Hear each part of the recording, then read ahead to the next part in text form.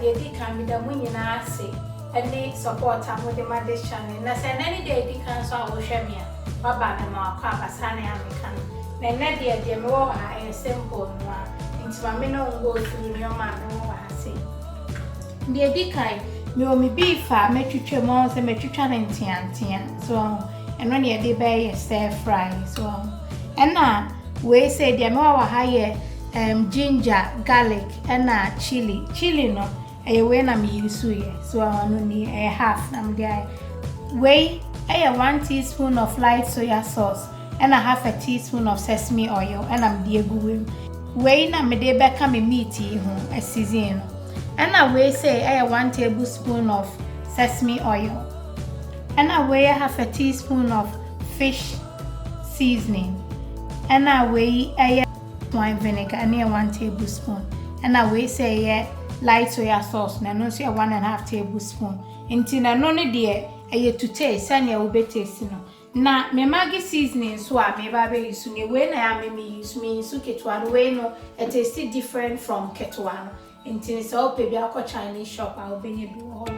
And na me fish sauce I me use ne and na me sesame oil no brand I me use ne to go shop brand bi abetumi use enti dia me wa ha say bean sprout so and I weigh green beans and I weigh mixed peppers and I weigh red onions and I weigh broccoli and I weigh carrots and I weigh say spring onions and I weigh me mushroom betumi use mushroom bia but we no more friend shiitake mushroom so I say na no say kama no and we more hasa no me ba be na me wo me noodles so am eba be use ni so am no and I do fine so when ti dem ba be nyina ni say all me seasoning no garlic no and ginger and light soya sauce now do it don't say me share me nyoma egu ma fe me de onion powder kakra egu so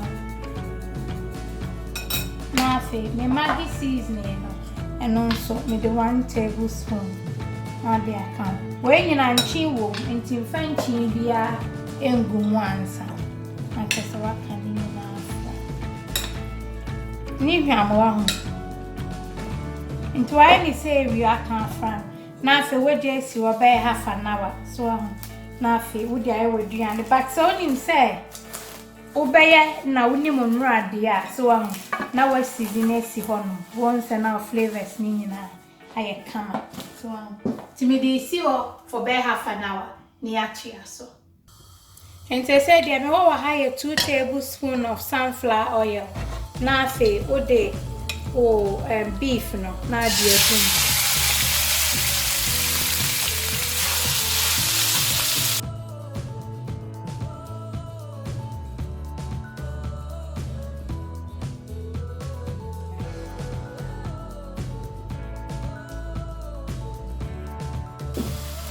And say now de mushrooms no so now de egu because ye chim kitwe bi na fa ye hwie gu nchen ni ahye ye stir fry na se no aka fa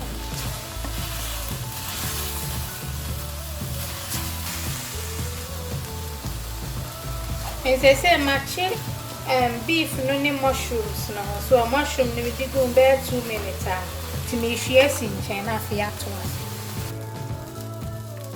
Into on say me beef ni mushroom ni new and I make you Nti on say more dry the same pan na so now the 2 tablespoons of oil gum now the garlic and the ginger no chili and so now the gum.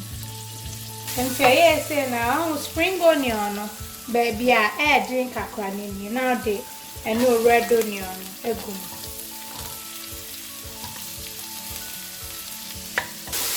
Nti ho achi be 2 minutes so I ma na nya better na for do green beans no I say a raw one now the gum and no mixed peppers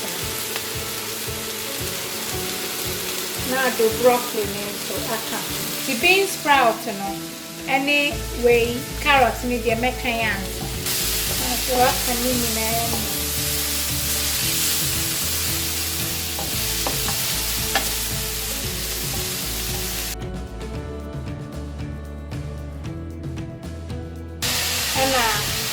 sesame oil and a fish.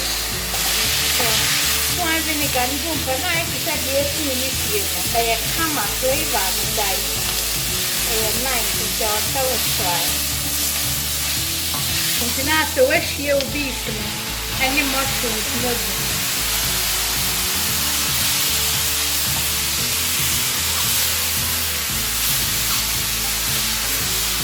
Ebiane na kolose we dey ka plate bra kra na me ti bi ma na enira ye and so ka fry na nothing odo noodles na di odo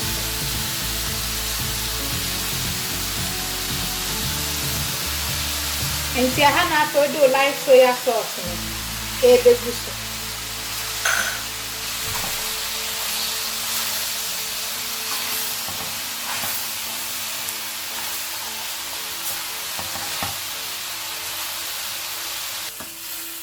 Enti baby I made no do muja na seso aho na fe wo toss no bro enti afa me de me Maggi seasoning na kan chen kakra enti me de kitwa bi egu anu enti na ni sa odi nchin bia egugu mo na waka ahwe very nice enti try.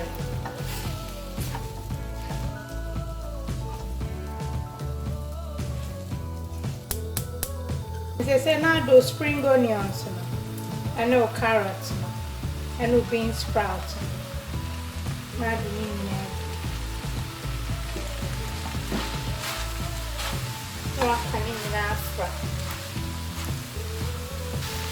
so yes, say I feel me macono, and I meet you check a clear because I'm still meeting me come more. Make you check now, dear.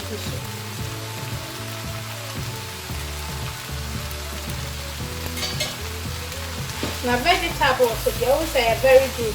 So the veggies here will be a kafra. Na veggies name no. So I come and Mary I don't know. I think if a chienma dish near being come home. She send you a dear near she I come. A business here you want. When I mean she shame me. Oh peppers near the vegetables once I come. Veggies name so but more than say be crunchy. Na noodles I'm used to egg noodles. So I will be able to use into a dear. Nyame pa UK dear ye di Mother's Day china. Me jina minian winina name ama abatan for nina happy Mother's Day in advance.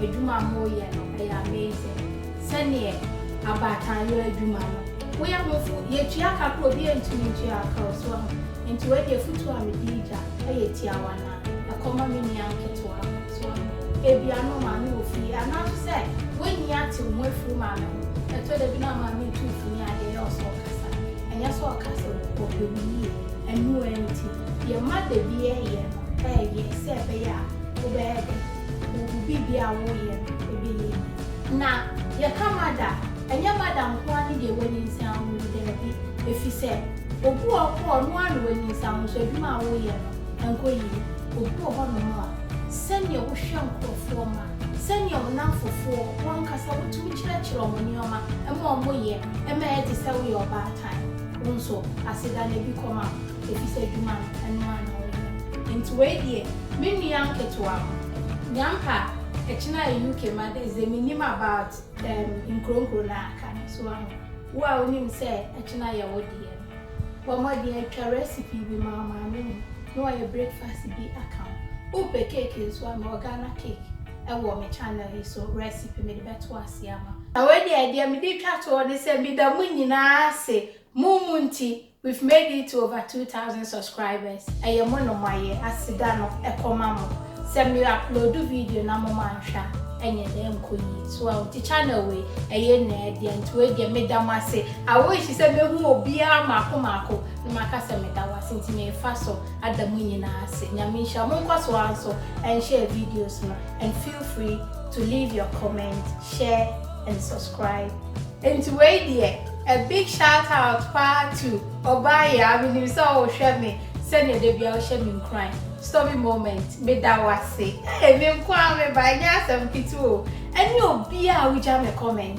I really appreciate you guys. Me da wase many so de moya ma me bebre nyame ensure me to me mo body so into obi a wo comment wo me channel so any obi a wo send me private email me da mu nyina ase. All the best.